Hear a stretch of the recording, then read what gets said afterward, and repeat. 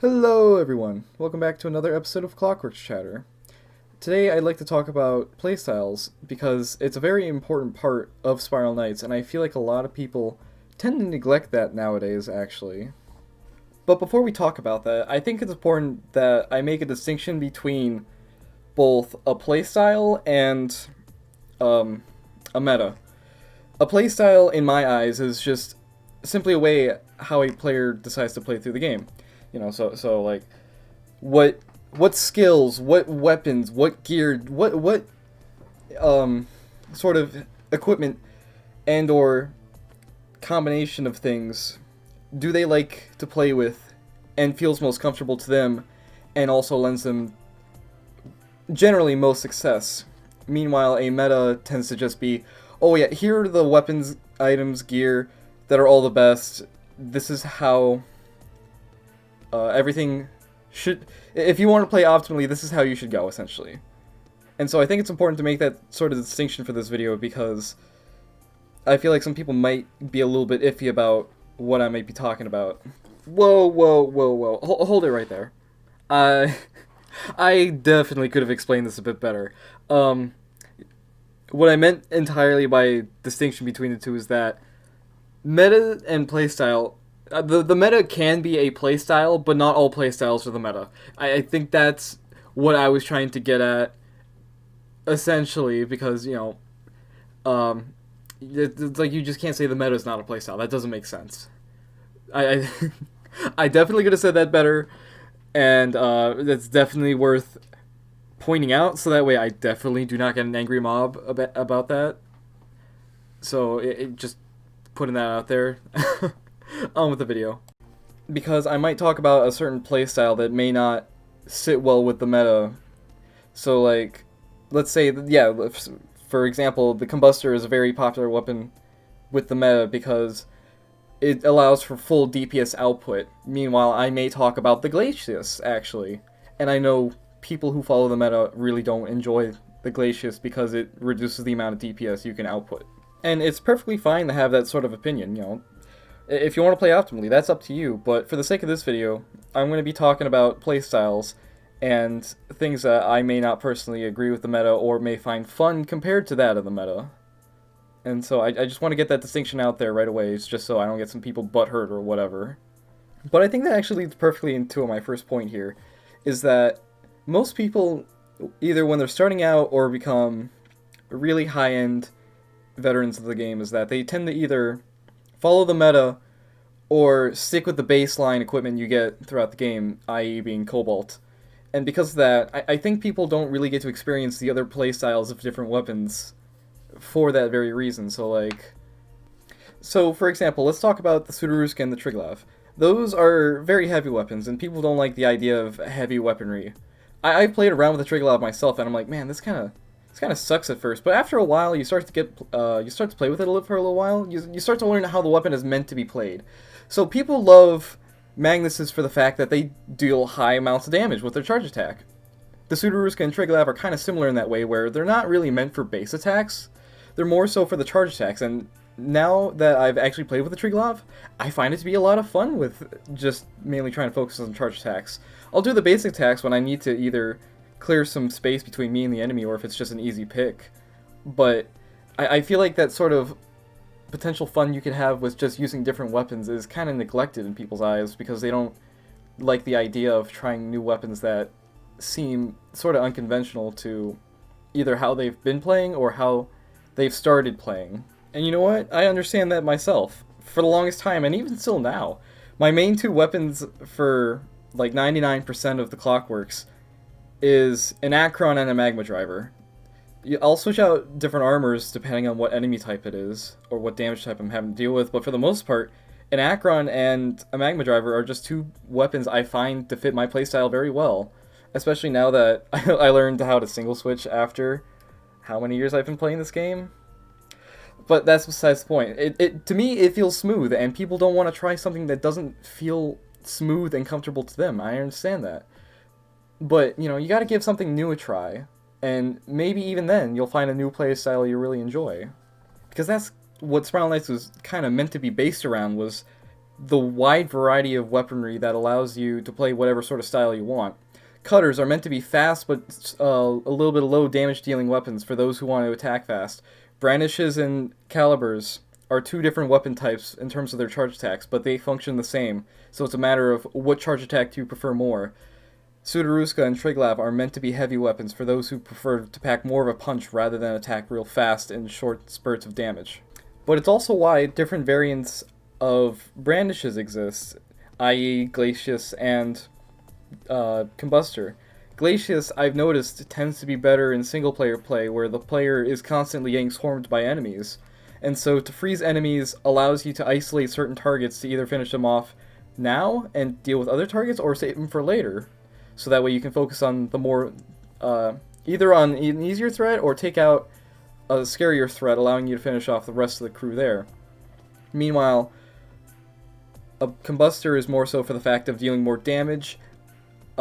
It's also nice for prolonged fights where the fire will continue to do damage over time, which is also really nice. So, in that regard, if we just look at it from the elemental or the status type, it's a matter of playstyle. What do you think is better for you rather than a DPS matter like the meta would think? And then you've got specialist type of weapons, which are specifically meant to fight a specific type of enemy, such as the Cold Iron Vanquisher, which is specifically meant to fight the undead. Although, to be fair, I think the Leviathan Blade is just a little bit better in that case, especially if we're talking in places like Vanna. But that's besides the point. Any of those weapons you can also make work, even if they are generally weaker than, say, like, the Cold Iron Vanquisher compared to the Leviathan. It's more or less a playstyle to focus on a specific enemy if you're having trouble with them. But I think that leads into my next point fairly well, where not every weapon has to be really good or really powerful. For an example of this, the Cutters are one of the weakest swords in the game, but they're part of the joy is just running around like an idiot, swinging your sword like a madman, even if you're doing no damage. I mean, hell, the Wild Hunting Blade, I think, is probably one of the worst swords, 5-star swords specifically, but it's just so silly just seeing a bunch of wolvers attack as you swing your sword, and it's just so comedical, honestly. I mean, it's for silly reasons like this as to why we have, or is why everyone carries around a neutralizer or biohazard, because the idea of just watching your screen turn into a fucking nuke is just so pleasurable. But that's not to say that these weapons aren't viable in a sense. Just because these weapons are on the weaker side, if not straight up bad, doesn't make them from being unusable. Because this is a case where I believe skill and equipment are two completely different things. If you can make a bad weapon work and still do really well, I believe that's more of a case of player skill rather than your equipment making you good. And I think that's another thing with the meta that a lot of people would rather shift towards. Not because, I'm not saying people are bad. Fuck no, far from that, actually. It's just that people tend to rely on their equipment more for their success rather than their actual player skill. At least, I feel like in most cases. And you know what? That's what the meta is all about. It's trying to use the gear to maximize your efficiency without really putting a major focus on player skill, because that is a completely individual factor. But there's also a point where skill has to be good enough no matter what equipment you're running to really be successful. I've had people come up to me before in the past be like, oh, you're using HP trinkets, you must not be good at surviving. Or, oh, you use Dread Skelly, blah blah blah blah blah. I'm like, no, I use these because that's the sort of playstyle I like, and I still have similar levels of success as those who use more meta-based gear. For an example of this, Dread Skelly and Vanna, the easiest example because that's all I ever run. I've had I have people come up to me and be like, oh yeah, you use Dread Skelly, yeah, but like I used to do pubs 4 or 5 years ago almost all the time because that's how I would do my Vanna runs with groups. I've had times where people were still wearing the meta gear at the time, which was still generally around Vogue and Skulver, and I'd see these people consistently die. I'm like, what are you doing? You have the optimal gear for what was at the time, and you're still dying a lot. That's not necessarily a case of being good because of what the meta is, it's not being good because of your own player level. I think now is a good time to finally move on to a different subject now. Let's talk about unconventional playstyles, or weapons and gear that may not seem conventional but actually have their practical uses. So as of a couple months ago, I actually got a Plague Needle because I was like, I have another auto gun in my inventory for whatever reason. Plague Needle looks cool, sure, I'll get it. I wasn't actually expecting to use it properly because everyone's like, Blitz is so good. And not to say that Blitz isn't good. Blitz is fantastic, especially for its DPS output. But the more I began to play with the Plague Needle throughout Vanna, the more I'm like, this is actually really good for my playstyle. And sure, yeah, the damage reduction sucks compared to that of the Blitz, but it still has sufficient damage. Even with like a damage boost orb, it's still able to do a lot of damage. On top of poison, that's even more damage right there. But what I love most about the Plague Needle is actually from the poison itself rather than the actual damage. I mean, that's the whole point, of course. But it's not from lowering their defense, but it's more or less the damage reduction actually received from the poison. I find this to be most beneficial during the Vanna fight, where my shield actually, I think this might be the reason as to why if you watched my 2013 edition video, you'll notice my shield just broke automatically. I think shields did have a play in that, but I think also the poison helped reduce the amount of damage taken for the shield, which is generally why I was able to tank one Vanna mace hit with Almire gear, or at least the Almire shield. Because I did another run recently with just the Blitz, but shield still broke. So I think the poison definitely helps in that regard, and definitely helps with survivability. And I think I'm going to start using Plague Needle from now on because of that. It just sort of fits my solo playstyle whenever I do Vanna. I think another weapon that has the potential for being used quite interestingly is the Chilling Duelist. And now you may be questioning, why use a Chilling Duelist? It's a 1-star weapon. Well, let me explain that. The Chilling Duelist is an Antigua, so it allows you to pump out a lot of shots really fast. It's on top of that, it's also got a good chance of freezing, if I'm correct. So, the weapon is not going to be used more so for its damage, but rather than its utility. And I think for certain solo players, it may also be really nice in that fact, because it allows you to isolate certain targets that are focusing on you right away. And allows you to deal with either a scarier threat or a bunch of weaker enemies, saving for that specific target for later. I think that is really nice, and the fact that it gives crowd control, CC, something that Spiral Knights doesn't really have a lot of because of how people play the game. CC is more so of a bomb sort of playstyle, but people ignore some potential CC options through swords and guns, mainly freeze being the predominant option for that. And people do this because it does less damage, and you know what? That's fine. You know, I should really drop the meta topic right now. But for those who favor that sort of CC sort of playstyle, I think the Chilling Duelist is a really good side grade for potential utility. I don't have an Iron Slug, so I can't really say if this would be fun or not, but an interesting idea would be like the Sudaruska and the Iron Slug, because they're both heavy weapons that focus around charge attacks, and I think if you work together really well with that concept, I think you can have. I think it'd probably be on the slower side compared to that of like a Brandish, but I think it'd be really satisfying, because the Sudaruska's charge attack has great CC. It's got a massive amount of knockback, and if you can push enemies into a corner like that, that's fantastic. And then it's also got stun on top of that, which makes it so that with the enemies are slower, they attack slower. It basically makes them kind of like a target on their head next to that of freeze. So if you use an Iron Slug to benefit that, I think you could rack up some really, really easy and fun kills right there.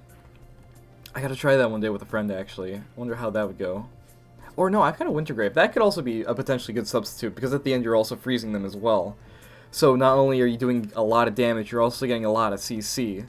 Though now that I think about it, because both are really heavy weapons, they're also going to be dealing a lot of damage, so this might really just be something for heavier targets, say for like lumbers and giant column lichens, who can take the extra hits. Although that's also a really good way to shut... You know what? Yeah, that might actually be really good for lichens, because that really just shuts them down. Ooh. Alright, I gotta talk with some people and see how that might work. And playstyles doesn't just have to mean what type of gear or armor or weapons or even pets someone is using. It can relate to how someone plays with that equipment. And I think guns are a great example of this, where people have learned so many things about guns. You've got people who know how to single switch. You've got people who knows how to double switch. You've got the whole playstyle with the ricochets for the alchemers, along with the single and double switching. It's quite fascinating how many playstyles you can do with just these weapons alone. But let's just go back to alchemers real quick. There's 3 predominant ways you can play with alchemers. You can single switch, meaning you can switch back, shoot, and then switch back to it real fast. Shoot, switch back to it real fast. Essentially, you're just shooting the gun over and over without having to reload. Double switching, where you switch between 2 different alchemers, which allows for generally more consistent DPS and is probably easier to do. And then you've got people like me. You don't see these people often, but what I like doing is I like to spam the charge attack for the alchemers, and if you've seen the end of my montage, you'll understand why I like doing that. Because if you spam that into a crowd, you're most likely going to get a lot of damage off on the enemies, because of all the ricochet bullets clustered into a circle-like area, which, for those who don't know, ricochet bullets specifically go to the left, and so if you aim your shot correctly enough, all the bullets will bounce to the left after ricocheting, and it essentially just kind of creates a circle of DPS instantaneously, and it's just so powerful in that regard. And it's why I love doing it, because it's just so satisfying and fun just to watch everything die. And then there are times where I still use alchemers, but I also don't put a major focus on using them, because for me, I'm more personally of a swordsman in the game rather than a gun. So if I can go in there and just roughhouse everything with a sword, I would love to. But I can still use the magma driver in that sense to incorporate into my playstyle. Because what I end up doing for my playstyle, and if you've been watching the video in the background, you might see a little bit of this. What I end up doing most of the times, I end up going for 2 hits with the Akron, and then I pull out the magma driver, shoot, and then I go back in. This strategy really works well when it comes to enemies that don't have a weakness to, or that don't have an effectiveness against either the alchemer or the sword I'm using at the time. In this case, it would be the Akron. And so what that allows me to do is that it allows me to get a lot of DPS off of the Akron right away, but it also prevents me from having to do that or wait for that end time that the third strike has. And the gun, and just by doing one shot with the alchemer, I can switch back to the sword without the reload as well, and it allows me to continue doing DPS. And in some cases too, the alchemer is also just enough damage to also finish off the enemy. So for me, that sort of playstyle works effectively well, especially once you incorporate things such as shield canceling, which makes that even faster. But I think what's most fascinating about this sort of playstyle, where I go 2 hits, switch to gun, shoot, switch back to sword, 2 hits, etc., is that it's very universal and it can work well with almost most builds and weapons. So like, I kind of also incorporate this into Vanna, where I can do a 2 hit with the voltage, and then I switch to Plague Needle, which also is enough damage to generally finish off the enemy, but if it doesn't, I can continue switching back to the voltage and continue fighting that way. It's very universal, it works with almost anything, and I think it's... what do I say?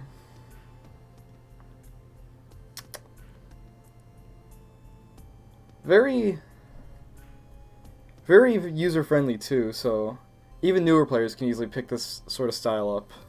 Although, to be fair, this playstyle is kind of based off of an older playstyle or strategy that has been known for a number of years now, which is 2-hit swing, shield cancel, 2-hit swing, shield cancel, rinse and repeat, which is very basic and easy to do now at this point. I think most people do it at rudimentary. But I think it's still worth mentioning just in case there are those who never thought about this or may not have known about this, so that way they can think for themselves, do I want to incorporate this into my own playstyle? And if they do, and they see it as beneficial or fun, perfect, that's amazing. That's what the whole point of this video is all about. It's to open, hopefully, some people's minds about either their thought process of how I should be playing the game rather than what I need to do to be playing this game. Because in the end, Spartan Lights is a game based around variety of playstyles. That's the whole point of the game. Otherwise, this just be any other JRPG with like ultimate gear and shit. And there's like no other real good option. And that's kind of what I love about Spartan Lights so much, is the fact that you have different ways of playing the game to either find different ways that work effective against other enemies, or that just works with your playstyle. And if you disagree with what I say, then you know what, fine. I'm not here to start arguments, I'm here to create civil discussion, and if you want to discuss that with me down in the comments below, that is perfectly fine. I'd be willing to have a conversation with that. But with that, I think that wraps up today's episode. Thank you guys so much for watching. If you have anything you'd like to discuss down in the comments below, please do so. I want as much potential engagement as I can, and I think today's episode will definitely spark a lot of conversation below, whether it be talking about my personal thoughts, whether if you disagree with me or not, what sort of playstyles do you like, or what playstyles you believe works best for you or other people. It's not just for me to see as well. You can recommend playstyles in the comments below for other people to learn about as well. This is meant to be a community-based thing, not just for mine and yours sake. I'm also sorry for the long wait between this episode and last episode, but hopefully this episode being longer than the previous episodes is enough to make you guys happy. And I hope it was worth the wait. But with that, we've officially made it to the terminal. Again, thank you guys so much for watching, and I'd like to bid you guys farewell. Goodbye.